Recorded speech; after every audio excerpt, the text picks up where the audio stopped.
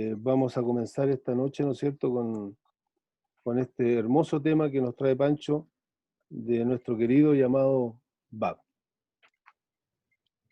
Pancho, por favor. Ya. Bueno, en primer lugar, como corresponde, doy infinitas gracias a todos por estar esta tarde para que disfrutemos de la compañía de todos ustedes y también tener un momento de reflexión sobre la vida de este joven tan maravilloso que fue el Bab. Decir que a mediados del siglo XIX, tanto en Oriente como en Occidente, hubo una corriente mesiánica que verdaderamente fue impresionante. Decir una corriente mesiánica significa que tanto en Europa como en América del Norte, Centro y Suramérica, como en los países de Oriente, los grandes estudiosos de las religiones, los teólogos más profundos de aquella época, llegaban todos a una conclusión común, y era que estaban viviendo momentos anunciados en las sagradas escrituras de toda la humanidad de la vuelta en Occidente. Se hablaba del retorno de Cristo, y en Oriente, en los países de Persia y países de Arabia, estaba la expectativa casi inmediata de la llegada del 12º imán del Islam. Incluso aquí en Chile hubo un sacerdote jesuita llamado Manuel Lacunza, quien desde comienzo del siglo XIX comenzó a predicar en las iglesias de Santiago de aquella época el inminente retorno de Cristo. Puso en jaque a la iglesia en ese momento aquí en Chile. Tal es así que fue expulsado de la orden de los jesuitas, fue enviado en un exilio a Italia, donde poco tiempo después lo encontraron muerto a la orilla de un río en Milán con 6 apuñaladas en su espalda. Este hombre durante mucho tiempo predicó la inminente llegada de Cristo. Bueno, por esos momentos en Persia, aquella época se llamaba Persia, hoy se llama Irán. Irán significa país de los arios. Y fue en el 1930 que el Shah, el padre de Reza Pahlavi, el padre de él cambió el nombre de Persia, que era el antiguo imperio, lo cambió por el nombre de Irán. En aquella época, a mediados del siglo XIX, Persia se vio absolutamente sacudida, electrizada por un movimiento místico que se calcula que eran aproximadamente unos 100.000 sacerdotes del Islam que estaban estudiando sobre la llegada del 12º imán. Era un fervor difícilmente imaginable.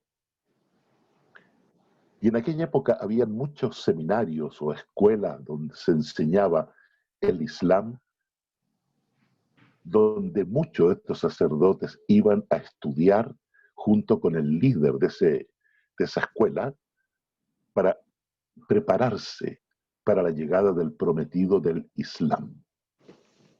Hay que decir que el año 1844 equivale en el calendario persa de aquella época al año 1260. Digo esto porque es muy importante, que ya lo vamos a ver un poquito más adelante. Un joven llamado Ali Muhammad Seyyed, Ali Muhammad Shirazi. Seyyed es un título que tienen todas aquellas personas que descienden directamente del profeta Mahoma.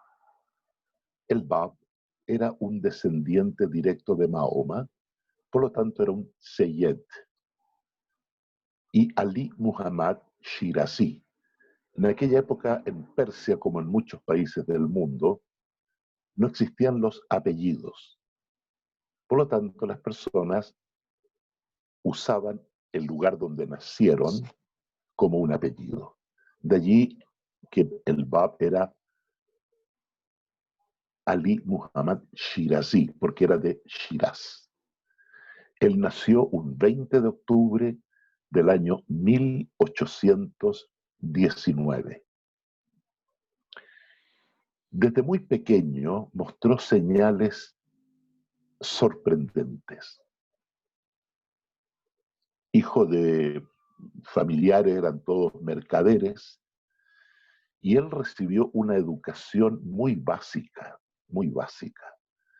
y estudió en lo que se conocía en Persia con el nombre de madrasa, que es la casa del barrio donde vivía el sacerdote, quien les enseñaba entonces a los niños, a los jóvenes, el arte de memorizar, por ejemplo, el Corán.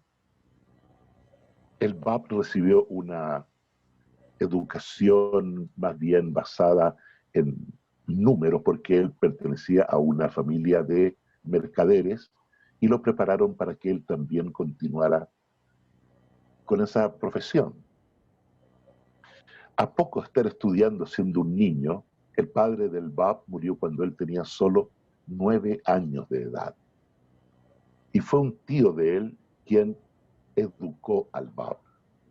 Con una educación muy básica, después fue enviado a esta madrasa a estudiar, y un día llegan a la casa de el Bab, el profesor, para decirle que él no puede enseñarle a este niño, porque tenía un conocimiento que era simplemente sobrenatural. Y era un niño muy pequeño. Cuando se hablaban del Corán, él decía que no iba a dar una explicación del Corán porque si no se lo explican. Sin embargo, él hacía comentarios simplemente maravillosos del Corán. El tío tuvo que aceptar que le trajeran de vuelta a este joven y comenzó a crecer el Bab. Llegó a trabajar como mercader, vendían telas, y ya él también se hizo eco de esta oleada tan grande que había en Persia de la llegada del prometido. Y el mismo Bab asistió a estas escuelas donde asistían muchos sacerdotes, particularmente la de Zayed Kazem, quien cuando veía entrar al Bab sentía un tremendo reconocimiento, admiración y humildad ante el Bab. Fue un día 23 de mayo de 1844 cuando el Bab recibió en la ciudad de Shiraz, vio a un joven llamado Mollah Hussein, quien viajaba con un pariente y un tío, porque ellos fueron y andaban en la búsqueda del prometido. ¿Y por qué eligieron Shiraz, este Mollah Hussein? Cuando decidieron salir a buscarlo, no sabían dónde ir, era la verdad. Y cuando iban caminando se encontraron con una persona conocida que se pusieron a conversar, y esta persona le contó que había tenido un sueño por la noche y el sueño se producía en Shiraz. Esto Mollah Hussein lo tomó como una señal e inmediatamente decidió ir a Shiraz. Llegaron allí, era por la tarde, y había un joven con un turbante verde, que es el turbante que usan los descendientes de Mahoma, quien se acercó a Mollah Hussein y lo invita a que le acompañe a su casa. Era tal el encanto de su voz, como lo describe Mollah Hussein, que era imposible negarse. Pero le dice, no puedo porque he quedado de juntarme con mis parientes en la mezquita. Y el Bab le dice, es mejor que eso lo dejes en manos de Dios. Y se fue a la casa del Bab junto a él. Llegaron, subieron al segundo piso, y allí el Bab, con una muestra de cariño enorme, le lava las manos, le ofrece jugos, sharbat, le ofrece jugos, le ofrece algo para comer, se ponen a conversar y el Bab le pregunta cuál es el motivo por el cual estás en Shiraz. Y él le dice que, pensando, Mullah Hussein, que el Bab era uno de los seguidores de Seyyed Kazem. Y Mullah Hussein le dice que anda en busca del prometido. ¿Y qué señales tiene el prometido? Le dice, es joven, tiene entre 30 años, tiene un conocimiento intuitivo, espontáneo, es de baja estatura, se abstiene de fumar, etc. Eso no ves todas esas señales en mí. Allí Mullah Hussein quedó absolutamente perplejo. Y es ese momento del 22 de mayo de 1844, 11 minutos después de la puesta del sol, que equivale al 23 de mayo, que acepta al Bab. Es el primer Babí. Y allí el Bab le dice, yo soy el Bab, y tú eres el Babol Bab, es decir, la puerta de la puerta. Dice, dentro de poco tiempo, otras 17 personas llegarán a mí por sí mismos. Nadie debe saber de este encuentro que hemos tenido, porque todos ellos llegarán a través del ayuno, la oración y la inspiración, llegarán a mi presencia. Lo interesante es que llegaron al tiempo los 17, porque junto con Mullah Hussein y el Bab eran 19, que es lo que corresponde a lo que se conoce en la fe Bahá'í como el primer Bahid, que es la primera unidad. Y hubo una sola persona que no vio al Bab, que no lo conoció nunca, y fue la única mujer que se convirtió en una de las letras del viviente, y esta mujer era Tájere, una poetisa muy renombrada en Persia. Ella le vio en un sueño, y el Bab la aceptó como una de sus primeras 18 seguidoras. 10 de estos 17 eran sacerdotes. Los otros eran laicos, junto con Tájere. Pero era una mujer, 10 sacerdotes y 7 laicos que aceptaron al Bab. Fue entonces cuando ya el Bab les lee una tabla maravillosa donde los envía a dispersarse por Persia para dar a conocer este mensaje. A Mullah Hussein le dio una orden determinante que era llegar a Teherán, la capital de Persia, pues allí se encontraba un misterio oculto, junto con una tabla que había escrito el Bab para ser entregada a este misterio oculto, a esta persona tan especial. Y el Bab, junto con Qudus, el más joven de las letras del viviente, un joven que tenía solo 22 años, le acompañó al Bab a realizar juntos la visita y dar a conocer por sí mismo el Bab la fe al líder del Islam sunita en la Kaaba, en Arabia.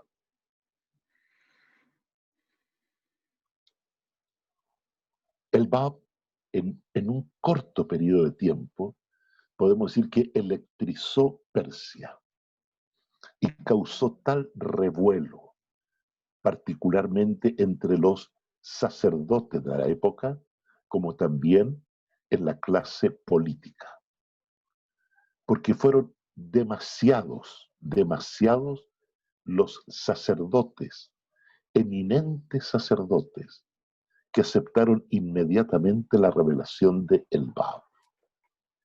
Y veían cómo sacerdotes se alejaban completamente del Islam, con lo cual todos tenían el temor de perder totalmente el poder. Y por el otro lado, la clase política de Persia tenía verdaderamente pánico a que esto siguiera creciendo hasta el punto de poner en peligro la situación política del país. No obstante que el Bab jamás se inmiscuyó en ningún tema político, jamás. Era tal la influencia que ejercía el Bab que en una oportunidad el Shah de Persia envió al sacerdote que le asesoraba personalmente a él, que se llamaba justamente Vahid, que era un sacerdote que tenía un conocimiento, una sabiduría del Islam que sobrepasaba con mucho a la casi totalidad de los sacerdotes del Islam. Y el Shah le envía para entrevistarse personalmente con él, averiguar cuáles eran sus pretensiones y qué es lo que él traía. Vahid llega al lugar donde estaba el Bab. Llevaba alrededor de 25 preguntas que iba a hacerle al Bab. Cuando llegó a su presencia, se dio cuenta que no recordaba ninguna de las preguntas que iba a hacer, ninguna. Y se encuentra ante este joven con una mirada de una dulzura tan grande que Vahid quedó absolutamente subyugado por el Bab. Y con una sorpresa inimaginable, se va dando cuenta que el Bab está respondiendo una por una las 25 preguntas que él había olvidado que iba a realizar. Terminada esta reunión, Vahid, totalmente sobrecogido, se retiró y volvió al día siguiente. Otra vez se entrevistó con el Bab. Y allí, en un momento, declaró su creencia absoluta en el Bab. Ni siquiera volvió a Teherán, sino que en un papel cualquiera que encontró, escribió una nota para enviarla al Shah, para decirle que desde ese momento él será un incondicional defensor y adherente a la revelación de el Bab.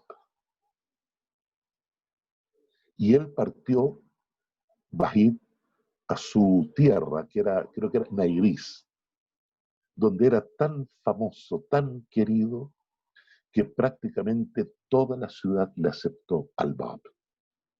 Porque decían, si tú lo has seguido, nosotros también le seguimos. Y todos aceptaron esta nueva revelación. Esto causó simplemente un pánico dentro del gobierno, tal es así que el Shah envió sus tropas para sitiar la ciudad de Nairis y comenzaron las matanzas contra los babís, que mataron prácticamente casi la totalidad de los babís que se habían declarado en ese lugar.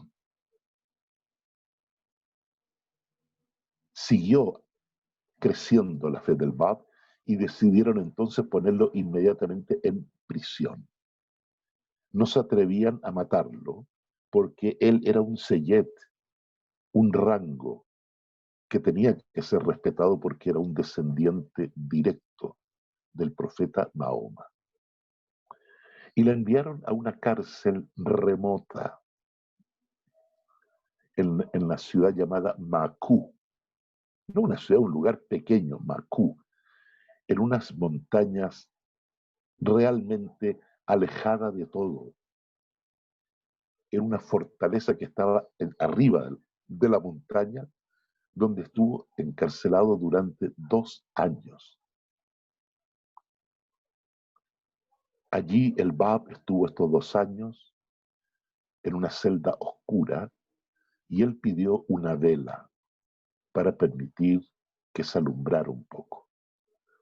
Hago mención de esto de la vela porque al final voy a explicar el por qué la vela. Estando allí,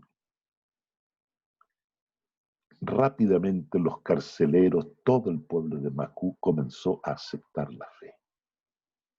Por lo tanto, empezaron a permitir que seguidores del Bab pudieran visitarle. Y hay un caso muy interesante que es de un babí llamado Sheikh Hassan Sunusi, quien caminó durante 4 meses para llegar a la presencia de el Bab.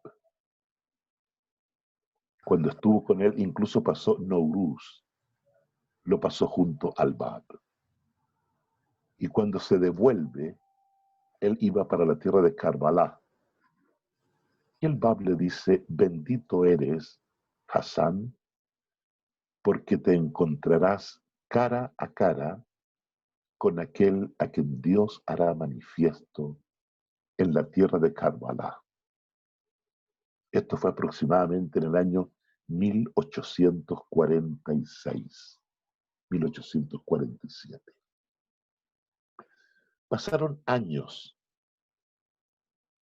muchos años, y Hassan Sunusi hizo el peregrinaje a Karbala, un lugar santo para el Islam chiita. Y estando allí, estaba Bahá'u'lláh allí. Y Bahá'u'lláh cuando lo ve, lo llama. Hassan Sunusi va donde él. Y Bahá'u'lláh le dice, Hassan, bendito eres, porque te has encontrado cara a cara con aquel a quien Dios hará manifiesto en la tierra de Karbala. Allí Hassan Sunusi recuerda que son las palabras exactas que le había dicho el Bab cuando se despidió de él en la cárcel de Macú. Y cayó a los pies de Bahá'u'lláh, llorando. Bahá'u'lláh lo levanta y le dice, aún no. Dice, faltan todavía años para la manifestación de aquel a quien Dios hará manifiesto en la tierra de Bagdad, le dijo Bahá'u'lláh. Yo cuento esto porque cuando lo supe, lo escuché de boca del señor Adib Taherzadeh, yo quedé simplemente extasiado con esta historia y es por eso que la he querido compartir con ustedes también. Gran parte de la vida de el Bab como manifestación divina, él lo vivió como un prisionero. De Macú lo trasladaron a otra cárcel, en Sherek. Y fue allí, en el año 1848, cuando los líderes religiosos del Islam interrogaron al Bab y en esa reunión se encontraba el príncipe de Persia, que posteriormente sería conocido como Nasiruddin Shah, que estaba presente en este interrogatorio. Y allí muchos sacerdotes estaban allí, le preguntan al Bab, ¿quién eres? Y el Bab los mira y les dice, yo soy el prometido. Yo soy aquel por el cual habéis rezado por 1000 años, por mi venida. Ahí se levantó el sacerdote que tenía más alto rango, abofeteó al Bab su turbante cayó al suelo. Sin embargo, el Bab dijo que llegará el día que el mundo entero me reconocerá. Esto ya llegó al límite tan grave que es cuando deciden ejecutar al Bab y se lo llevaron a Tabriz, el lugar donde posteriormente él fue fusilado. El Bab tenía escritos realmente maravillosos. Hay uno de ellos que dice que en todo tiempo y bajo todas las condiciones, Dios ha sido siempre independiente de sus criaturas y ha albergado siempre y siempre albergará el deseo de que todos los hombres alcancen sus jardines del paraíso con el máximo amor para que nadie entristezca a nadie, ni siquiera por un momento, y que todos habiten en la cuna de su protección y seguridad hasta el día de la resurrección, el cual marca el surgimiento de la revelación de aquel a quien Dios ha manifiesto. Este es uno de los textos de El Bab. Y cito esto porque siempre una manifestación divina, cuando ha venido, ha anunciado a la siguiente que habrá de venir. Ahora la pregunta es, ¿qué fue lo que motivó estas persecuciones de El Bab, tanto por parte del clero como por el gobierno persa?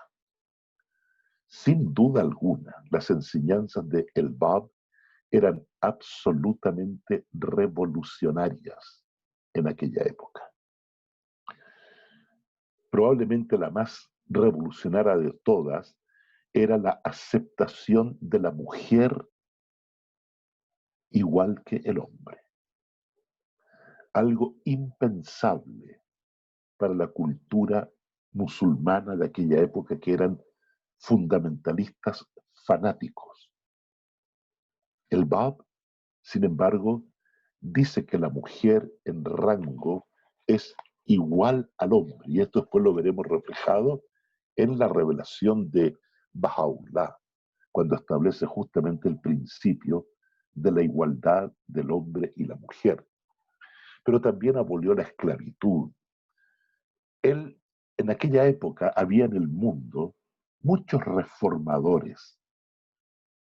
El Bab no era un reformador como dicen las enciclopedias o los grandes diccionarios. Él no venía a hacer una reforma en Persia ni a cambiar una religión por otra.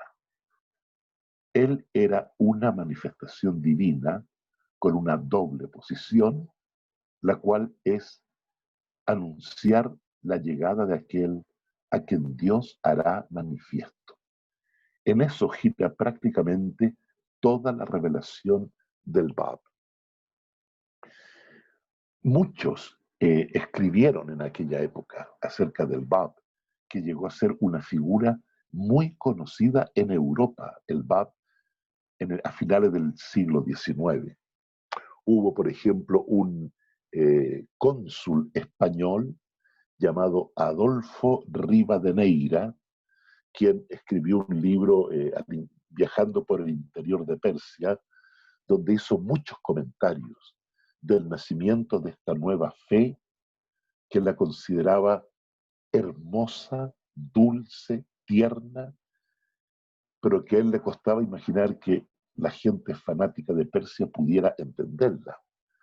También estaba Juan Valera, un gran escritor español que también escribió mucho sobre la revelación de El Bab. Millares de Martos era una mujer como Emilia Parda Bazán, otra mujer escritora española que también se refirió a los escritos de El Bab y a su vida. El conde de Gobineau,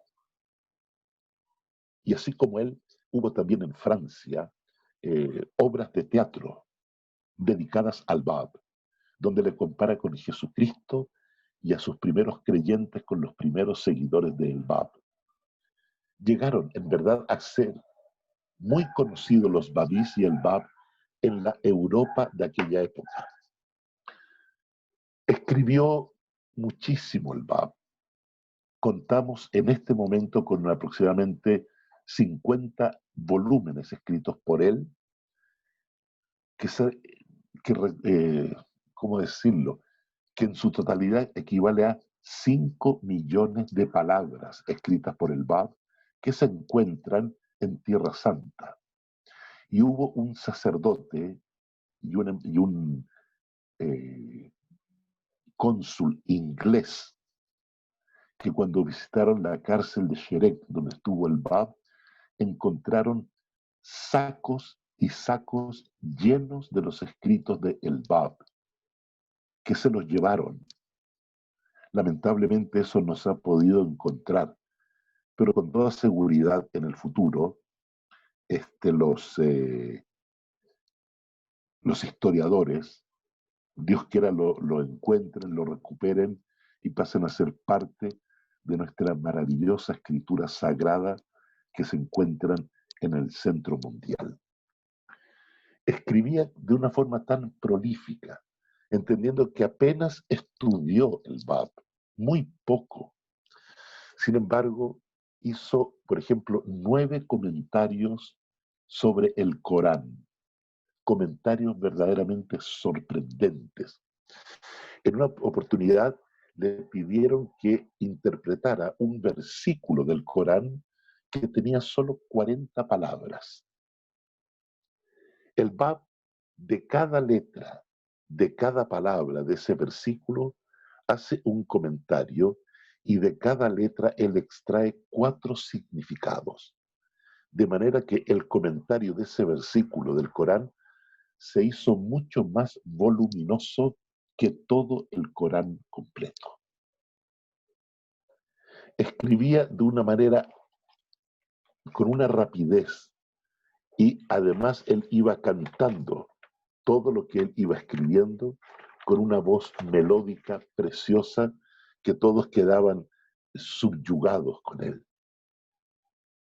Algunos de sus escritos los hace en forma de un pentagrama, como una estrella, porque en el Islam está prohibida la representación del ser humano, no pueden hacer seres humanos. Por lo tanto, ellos todo su arte lo llevan a la arquitectura y a la caligrafía, que es un arte en Oriente. Bueno, cuando el Bab finalmente es condenado a morir, lo llevan a Tabriz. Él estaba en su celda junto con un grupo de babís y entre ellos había un joven llamado Mirza Sunusi. Era un joven, tenía 17 años de edad, conocido como el Devoto, quien le pidió al Bab morir junto a él. Y el Bab aceptó su sacrificio. Cuando el Bab estaba en la celda y estaba dictando sus últimas palabras a uno de sus secretarios, entraron unos soldados y se lo llevaron. Y el Bab les dice: aún no he terminado de decir mi última palabra. Y no hay poder ni en el cielo ni en la tierra que me impida a mí decir mi última palabra. Y se lo llevaron. Lo llevaron a una plaza pública en la cual, según dicen los cronistas de la época, no los libros Bahá'í, sino que la crónica de la época, habían aproximadamente unos 10.000 testigos, 10.000 personas que iban a presenciar este fusilamiento. Para esto había un regimiento armenio dirigido por un coronel que era cristiano. También digo esto porque para explicar el porqué. Disponía de 750 soldados que dispararían contra el Bab y Mirza Sunusi. Muchos han comparado a Cristo con el Bab. Los dos eran muy jóvenes. Los dos en muy poco tiempo revolucionaron el lugar donde ellos estaban. Ambos fueron torturados y ambos murieron en las alturas.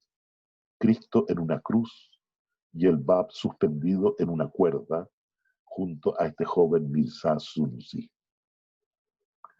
Cuando amarraron los cuerpos, los subieron, quedaron a una altura de unos 3-4 metros de altura, y 250 hombres acostados, 250 de rodilla y 250 de pie, bajo las órdenes de Samhan, este coronel armenio que era cristiano. 10.000 personas dispuestos a ver esta masacre. El coronel se dirige hacia el Bab y le dice que por favor lo libere de esta responsabilidad que le habían dado a él. Que él dice, aunque no soy seguidor suyo, admiro y respeto mucho su enseñanza. Claro, porque Samhan había sido amigo en su época de Mollah Hussein, quien le había enseñado la fe de el Bab. Por lo tanto, él estaba familiarizado con las enseñanzas del Bab. Y el Bab le dice a Samhan, tú cumple con tu obligación, no temas. Le dice, porque si eres verdaderamente sincero, Dios es sumamente todopoderoso para dejarte perplejo. Se fue aliviado. Samhan dio la orden de disparar y dispararon primero los 250 mosquetones, que son como fusiles, pero que echaban mucho humo. Después los otros 250 y los otros 250. Hasta que el aire quedó totalmente cubierto, no se veía absolutamente nada. Y cuando desapareció el humo, toda la gente y el regimiento, horrorizados, vieron que solamente se encontraba Mirza Sunusi de pie en el lugar donde habían sido ejecutados y el Bab había desaparecido. Claro, ahí empezó toda la gente a gritar milagro, milagro, aterrorizados, comenzaron a buscar al Bab y finalmente lo hallaron, que estaba en su celda, tranquilamente sentado, dictando sus últimas palabras a su secretario. Justamente en ese momento entran los soldados y él va por su propio pie, se dirige al lugar de la ejecución. Cuando los amarran, los vuelven a subir, el Bab se dirigió a toda la multitud que estaba presente y les dice, oh, si hubierais creído en mí. Cada uno de vosotros habría deseado seguir el ejemplo de este joven, el que iba a morir con él. Dice, yo me voy, pero llegará el día que tanto Oriente como Occidente me reconocerá. Yo para entonces ya no estaré con vosotros. Y ahí dieron la orden de disparar por este capitán árabe, no cristiano. Hay un dicho, una profecía que decía que el que iba a ejecutar al prometido sería un árabe. Por eso que al principio pusieron un cristiano, para que no se cumpliera la profecía. Cuando ocurrió lo que pasó, buscaron otro regimiento que esta vez eran kurdos de la zona de Azerbaiyán, quienes tenían la orden de matar al Bab, y el capitán que lo iba a matar era un árabe. Pero no se recordaron de ese detalle, y él fue el que dio la orden de matar al Bab, cumpliéndose así la profecía, que sería un árabe el que daría la orden de matar al Bab. Ahora aquí hay un hecho interesante. Abdul-Baha dijo en una oportunidad que quien condenó al Bab a morir fue el mismo día de la muerte de Mahoma. Fue Abu Bakr. Es decir, la orden de matar al Bab se había producido 1260 años antes. Cuando Mahoma murió, su cuerpo aún estaba tibio. Y en ese momento se dividieron los seguidores de Mahoma. Abu Bakr dice: nosotros no necesitamos a los imanes. Los imanes, había dicho Mahoma que vendrían 12 luminarias que guiarían al pueblo del Islam. Abu Bakr dijo que ellos no necesitan a los imanes. Para eso tenemos el sagrado Corán. En ese momento se dividió el Islam entre los sunitas y los chiitas.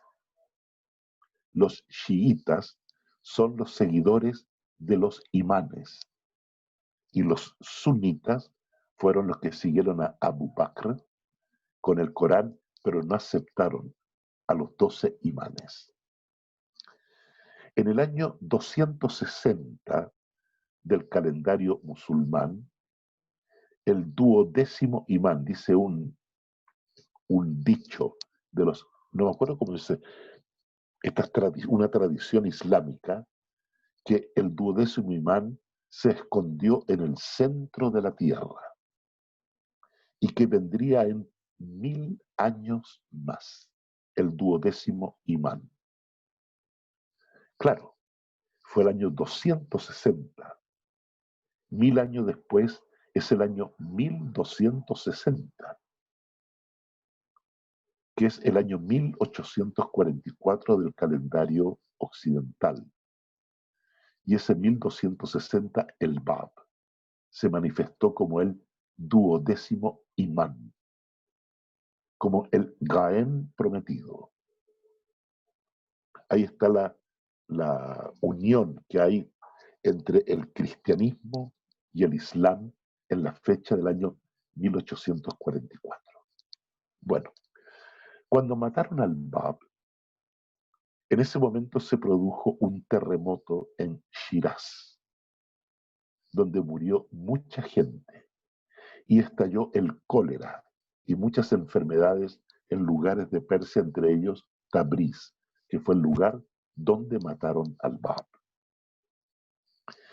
El cuerpo de El Bab y de Mirza Sunusi fue arrojado a los basurales que había a la salida de Tabriz.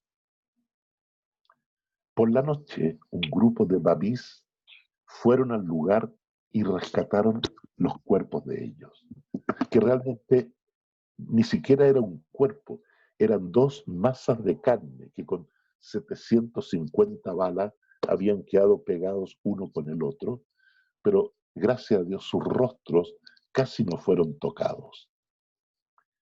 Escondieron los cuerpos del Bab y de Sunusi en una caja, y durante 59 años esta caja con los cuerpos de ellos fue escondido en distintas casas de los babís de la época, hasta que finalmente Abdul-Baha comenzó a construir lo que sería el santuario de El Bab, en un lugar que había señalado expresamente Bahá'u'lláh, donde se debía construir el santuario de El Bab. Yo creo que muchos de los que están aquí presentes han hecho su peregrinaje, ¿verdad? Y cuando vemos la tumba de El Bab, que termina en una cúpula amarilla, ese es el fuego de una vela. en honor, en homenaje a la vela que le fue prohibida en la cárcel de Macú cuando él vivió siempre en oscuridad. Por eso que tiene esa forma, y es una vela recordando la petición que él había hecho y que le habían negado. Hoy, el santuario del Bab y sus jardines se han convertido en un patrimonio de la humanidad. ¿Se imaginaría el Shah de Persia que después de más de siglo y medio en Santiago de Chile habría una charla dedicada al Bab, en la cual habría gente de muchas naciones, que no solamente hablamos del Bab, sino que cada uno daría 1000 vidas por él? ¿Habrá pensado eso alguna vez el Shah? Seguro que no. Y que hoy en día, quienes amamos al Bab, estamos en cada lugar del mundo, en todo el planeta, gente proveniente de todas las religiones, etnias, culturas, civilizaciones, clases sociales, blancos, negros, amarillos, indígenas de América, todos. Solamente de recordar al Bab, nuestros ojos se llenan de lágrimas, de amor por él. Ese es el Bab, joven que a los 31 años de edad sacrificó su vida, primero en honor a aquel a quien Dios hará manifiesto, que era su vida por Baha'u'lláh. Y segundo, entregó su vida para dar origen a una nueva civilización. Porque él no vino a reformar un país, él no vino a reformar Persia, como creían muchos historiadores de la época. Quizás un cambio por aquí y por allá. Tampoco venía a traer una otra religión. Él venía para inaugurar, cerrar un ciclo y abrir otro. Así como la creación, cualquiera de nosotros es la unión de un espermio y un óvulo. Y así nacimos. Un árbol nace de la unión de la semilla con la tierra. Después le cae agüita y un poquito de sol y tenemos árboles maravillosos. Todo lo que existe en este mundo es producto de la unión de dos realidades que producen un hijo. Siempre es masculino y femenino. Aquí también ocurre eso. La religión de El Bab representa la parte femenina, la revelación de Baha'u'lláh, la parte masculina. La unión de estas dos realidades producen un hijo.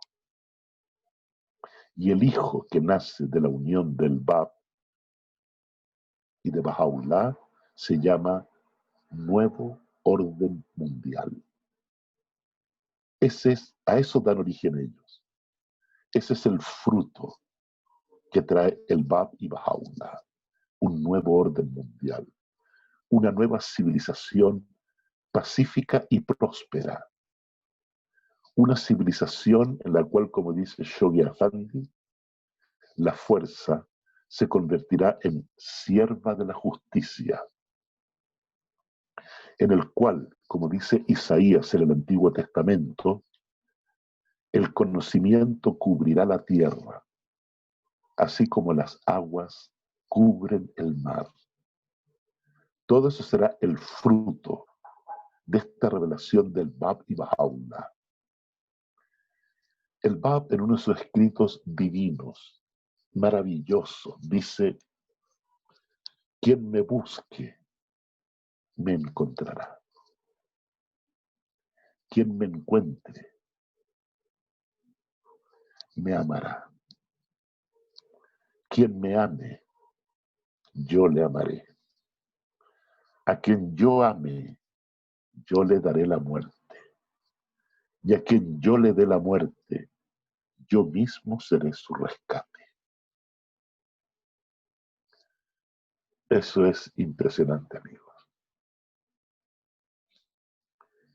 Estamos muy cerca del Bab, muy cerca del Bab. Cristo está a 2000 años luz de nosotros. El Bab está al lado. Y realmente el Bab representa para el mundo Bahá'í la dulzura, la belleza, la ternura, la suavidad, la elegancia, la juventud, la fuerza, el poder y la autoridad. Un joven de solo 25 años que solo hizo cumplir aquello que Dios le había ordenado. Perdónenme, pero me emociono mucho. Cuando llega la primavera y salimos a caminar por el campo, vemos que la tierra está llena de pequeños tallitos verdes. Miles. Pero nadie podría decir qué es lo que es ese tallito verde. A lo mejor es un álamo, a lo mejor es un sauce, a lo mejor es un pino, a lo mejor es una flor, no sabemos. Tiene que crecer para que podamos reconocerlo. Al principio parecieran que son iguales, pero cada uno tiene un destino definido. Reformadores hubo muchos y sigue habiendo en el mundo, pero estos están creciendo y vemos cómo el Bab, que era un pequeño tallito verde, creció y creció hasta que vamos en el año casi 176 y continúa creciendo hasta que cubrirá al mundo entero. En la cultura indígena, aquí en Chile, hay una profecía que dice, aquí en Chile para los mapuches hay un árbol, que es un árbol sagrado, que es el canelo. Es el canelo, ¿verdad? Y hay una profecía que dice que en el último día vendrán 2 canelos que crecerán hasta el cielo y sus frutos alimentarán al mundo entero. Son tantas, tantas las glorias, las profecías referentes al Bab, que en otra oportunidad podríamos dedicar un tiempo para hablar de ellas, porque en verdad son sobrecogedoras, sobrecogedoras. Yo quiero llegar hasta aquí porque hay mucha gente persa que está escuchando esto y que no sé cómo estará recibiendo lo que estoy diciendo. Lo que sí les puedo asegurar es una cosa, que lo digo con el infinito amor que siento por el Bab.